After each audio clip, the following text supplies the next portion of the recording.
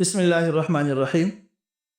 آج کی ویڈیو میں ہم بات کریں گے مسلمان کی روزمرہ زندگی کی بنیاد پر، یعنی ایمان، نیت اور اخلاص پر۔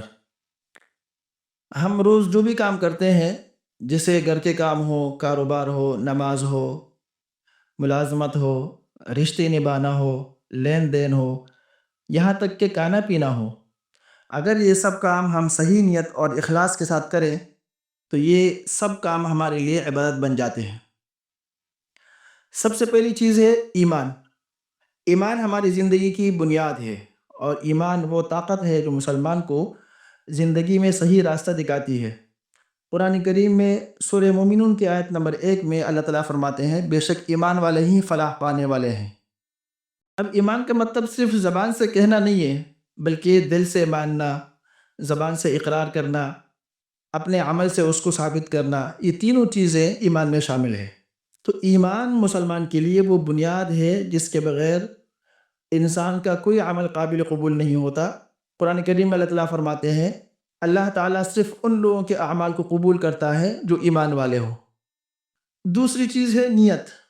نیت مسلمان کے لیے اس کے عمل کی روح ہے، اور نیت کی اسلام میں بہت زیادہ اہمیت ہے۔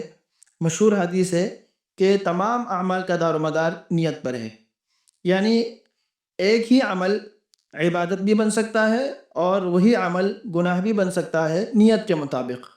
اگر نیت اچھی ہو تو وہی عمل انسان کے لیے عبادت بن جاتا ہے، اور اگر اس کی نیت گناہ کی ہو اس عمل سے تو وہی عمل اس کے لیے گناہ کا سبب بھی بن جاتا ہے۔ جیسے مثال کے طور پہ کھانا کھانا ہے، اگر کوئی شخص کھانا اس نیت سے کھائے تاکہ اس کو طاقت حاصل ہو، اس کو توانائی حاصل ہو، اور تاکہ پھر وہ اللہ کی عبادت کر سکے، اچھے کام کر سکے، تو کھانا کھانا بھی مسلمان کے لیے عبادت ہے۔ اسی طریقے سے اگر کوئی روزگار کر رہا ہے اور روزگار اس نیت سے کر رہا ہے کہ تاکہ حلال کمائے اور حلال کمائی سے اپنے گھر والوں کا نفقہ ادا کرے، ان کے حقوق ادا کرے، تو یہ اس کے لیے عبادت ہے۔ اسی طریقے سے علم سیکھنا اگر اللہ کی رضا کے لیے ہے تو یہ سب سے افضل عبادت ہے۔ اب ہم اپنی نیتیں کیسے بنائیں، یا اپنی نیتوں کو کیسے ٹھیک کریں، اچھی نیت کیسے کرے؟ تو اس کا آسان طریقہ یہ ہے کہ کسی بھی کام کو شروع کرنے سے پہلے کوئی بھی انسان دل میں یہ کہے کہ یا اللہ، یہ کام میں صرف تیری رضا کے لیے کر رہا ہوں، میرا مقصد اس کام سے خود غرضی، دکھاوا، شہرت نہیں ہے، اور یہ نہیں ہے کہ لوگ میری تعریف کرے یا میرے بارے میں اچھا کہے۔